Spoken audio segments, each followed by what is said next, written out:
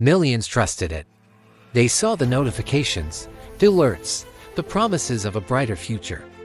Then, one day, everything just stopped. It all began quietly, not with big, flashy TV ads, but in the places we trust most. It started in WhatsApp groups, spreading from a cousin to an uncle.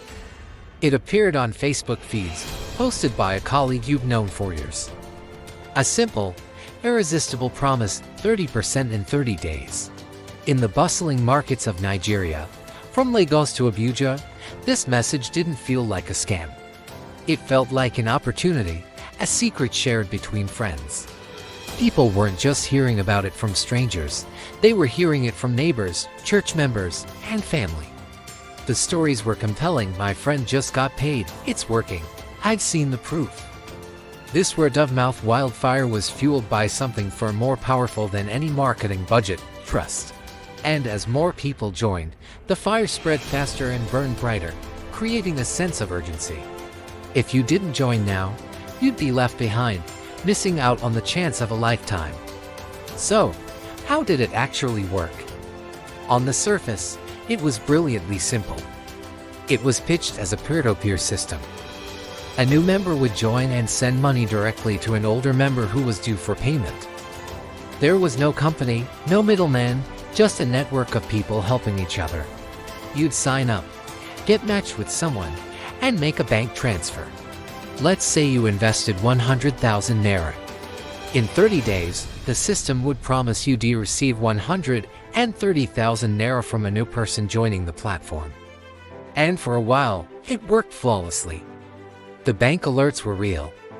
The foundation of this entire system wasn't built on a business model, it was built on trust. This wasn't some faceless corporation asking for your money. The recommendation came from people you knew intimately. It was discussed in church gatherings after service.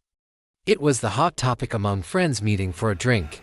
You'd see a WhatsApp group flooded with screenshots of credit alerts, each one a testament to the system's success. People would say things like, "My neighbor just made a huge profit," or "My sister paid off her debts with this." This social proof was overwhelming. Logic and skepticism were drowned out by the chorus of success stories from your own community. It created a powerful sense of FOMO, fear of missing out. The trust didn't come from odds, it came from friends, from family, from the very fabric of society. And when everyone you trust is telling you something is real, you start to believe it. Then came the explosion phase. Early successes created a frenzy. People weren't just investing their spare cash anymore. They were going all in. The initial cautious optimism turned into unshakable belief. We saw people taking out loans, convinced they could pay them back with a quick 30% profit.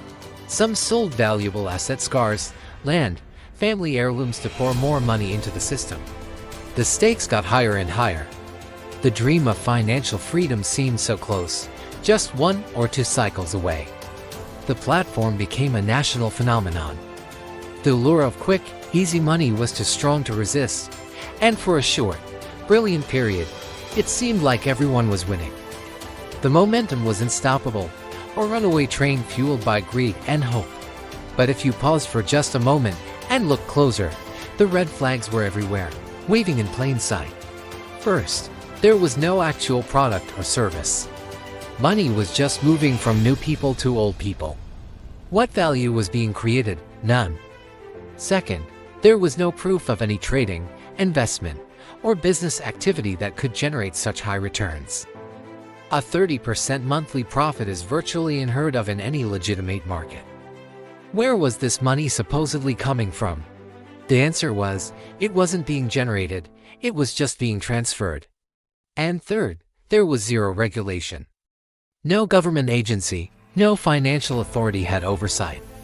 It was an unregistered, informal system operating entirely on faith. This is the classic structure of a Ponzi scheme. It relies on a constant flow of new money to pay off earlier investors. It's a house of cards that looks stable only as long as more cards are being added. And then, the inevitable happened. The collapse. It started subtly. Payments began to get delayed. The website, once a hub of activity, suddenly showed a message, "System paused for maintenance." Panic began to set in. The once buzzing WhatsApp groups fell silent, locked by the administrators.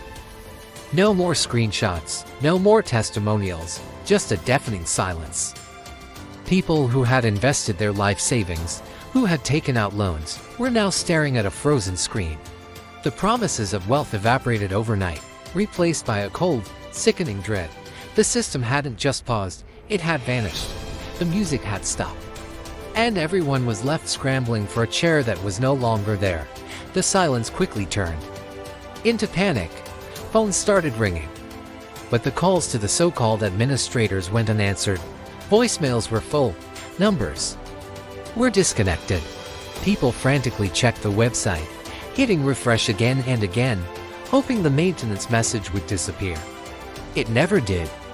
Social media, once the platform's greatest marketing tool, became a wall of anger and despair. Comment sections were flooded with thousands of messages. "Where is my money? You are thieves. I sold my car for this. Please help me."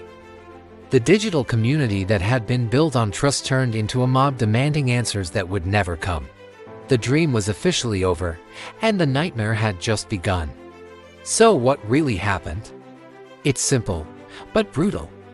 A Ponzi scheme needs an ever-increasing flow of new investors to survive. For a while, the hype and social proof brought in more than enough new money to pay the old investors their promised profits. But you can't grow exponentially forever. Eventually, the number of new people joining started to slow down.